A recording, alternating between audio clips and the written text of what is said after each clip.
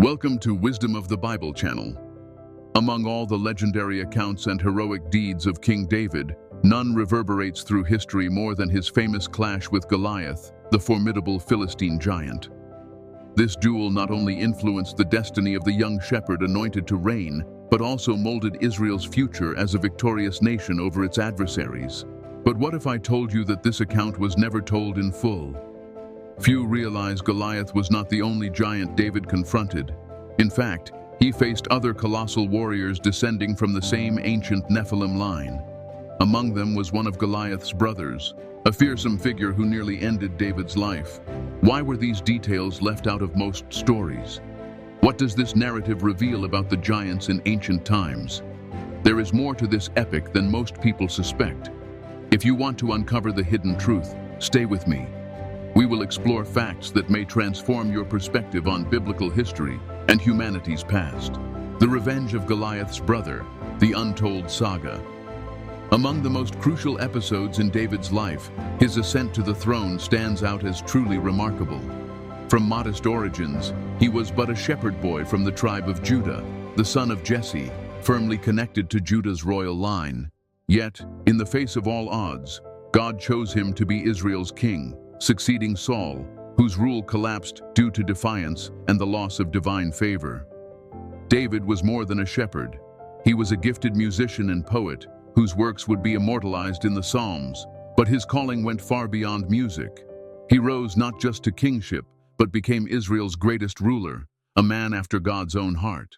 His path was marked by trials, warfare, and achievements that shaped Israel's story. Of all the struggles he endured, his showdown with Goliath is the most iconic. David, then just around 15 to 17 years old, with no military experience, dared to challenge a Philistine giant who terrorized Israel's troops.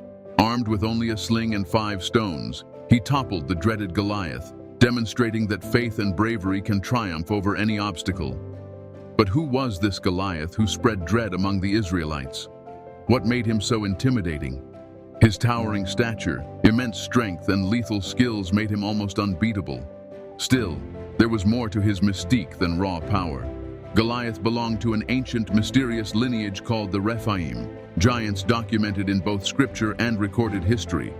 What many do not realize is that Goliath was far from alone. He was just one among many giants who still roamed the land, relatives sharing the same cryptic heritage. From Moses' era, even going back to Abraham's time, the Rephaim were renowned for their awe-inspiring size and the stamp they left on the battles for the Promised Land. David's defeat of Goliath was not just personal success, it signaled a turning point in Israel's clash with these mighty beings, forever altering the course of events. The origin of the giants has long been an intriguing puzzle cloaked in legend. However, many biblical scholars agree on one point. These immense beings likely emerged after the flood, born of a forbidden union between fallen angels and mortal women. These celestial beings, the B'nai Elohim, descended to earth and took human wives, spawning a hybrid breed of giants who spread fear and ruled by force. Even the term Rephaim carries a sinister note. In Hebrew and Phoenician, it can imply the living dead or ancestral spirits, hinting at some link to ancient beings destroyed by the flood, but re-emerging in the post-flood world. Some old accounts claim these giants possessed not only brute strength, but also advanced knowledge and uncanny abilities, supporting the belief that their roots exceeded mere human lineage. Scripture underscores that Goliath was not an isolated figure. He belonged to a grander family and had brothers who sprang from the same malevolent source. After he fell to David, these kin vowed vengeance upon the young king of Israel. In one of the pitched battles between the Israelites and Philistines, one of these giants tried to carry out that revenge. He put David in dire peril, nearly killing him before David's faithful warriors intervened. The giants were not just soldiers for hire in Philistine service. Their presence hinted at more profound alliances. They cultivated strategic links with certain groups of that period, like the Phoenicians and Canaanites, who not only brought them into their armies, but venerated them as higher beings or even divinities. In numerous ancient societies, these immense warriors were honored and feared, viewed as half-gods or descendants of primeval powers. Thus, Israel's disputes with those peoples went beyond mere land arguments. They were spiritual conflicts between God's chosen nation and forces of unclear origin whose lineage reached back to pre-flood days. Such tales still captivate experts and archaeologists searching for confirmation of these giants in the distant past. Biblical records plainly note that these colossal individuals once lived, heavily influencing warfare among kingdoms and shaping age-old civilizations. Regardless, their legacy still resonates, stirring debates over a bygone period when extraordinary beings roamed the earth. Now, let's revisit a pivotal chapter in David's life, an often overlooked encounter that underscores the intensity of his battles and the looming threat these giants posed to Israel. In 2 Samuel 21:15-22, there is a perilous clash with a descendant of Goliath. After countless hardships and years of conflict, an older David led another campaign against the Philistines. This time, though, something unusual transpired. The king, feeling the burden of age and warfare, began to falter. During the heat of battle, a formidable fighter named Isbi-Benob emerged. He was no ordinary combatant. He was a member of the Rephaim, the very same bloodline as Goliath. Armed with a bronze spear weighing around 13 pounds and wielding a newly forged sword, he prepared to take his chance at vengeance for his fallen brother by finishing off Israel's king. David, weary and weak, stood on the brink of death. But at that crucial point, Abishai, David's nephew and son of Zeruiah, stepped in. With a decisive blow, he brought down Isbi-Benob and rescued the king. After that, David's men swore a solemn oath. They would never again allow him to risk his life on the front lines, since he was the lamp of Israel and irreplaceable if lost. Yet the danger posed by these giants continued. Shortly after, another war broke out against the Philistines, which led to the demise of a giant named Saph. Then came a new clash at Gob, where Elhanan, son of Jare-Oregim, slew another daunting warrior known as Goliath the Gittite. The final test arrived in a separate fight at Gath, where a giant with 6 fingers on each hand and each foot challenged Israel. He was defeated by Jonathan, David's nephew and son of Shimea. These 4 were born to the giant in Gath and fell by the hand of David and by the hand of his servants. 2 Samuel 21:22. Thus the giant menace lingered for a time, but they were subdued one after another. These events highlight a key truth. Goliath was just one member of his fearsome clan, and his brothers remained a threat to Israel after his downfall. The God of Israel kept proving that raw giant power did not guarantee triumph. Faith and courage, grounded in trust in him, did. Their presence in Scripture suggests they were a constant menace, and their battles with God's people hint at enigmas still seldom studied. Few are fully aware of the stories of these ancient titans, and there remains much to discover about Goliath's 4 brothers, their ties to the Rephaim, and what this bloodline meant in the ancient world.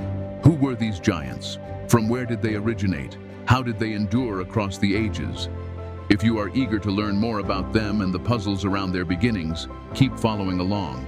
I will soon offer a thorough exploration of this nearly forgotten lineage and their clashes with Israel. You may be astonished at what you'll find.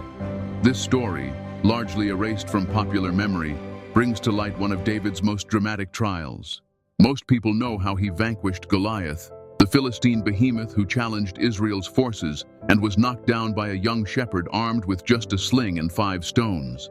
But fewer know that years later, after becoming king, David had to contend with another giant, an adversary just as daunting as Goliath, set on avenging his brother's defeat.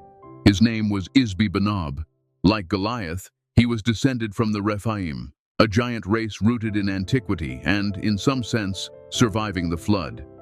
The Philistines, recognizing the power of these colossuses, not only employed them as warriors, but also revered them as godlike figures because of their monstrous size and superhuman might. Yet Isbi-Benob was no mere hireling. For him, the clash was personal. His thirst for vengeance upon David blazed within him. He intended to destroy the man who had dared to oppose his people and tarnish the giant's honor by felling Goliath. The standoff unfolded amid fierce combat between Israel and the Philistines.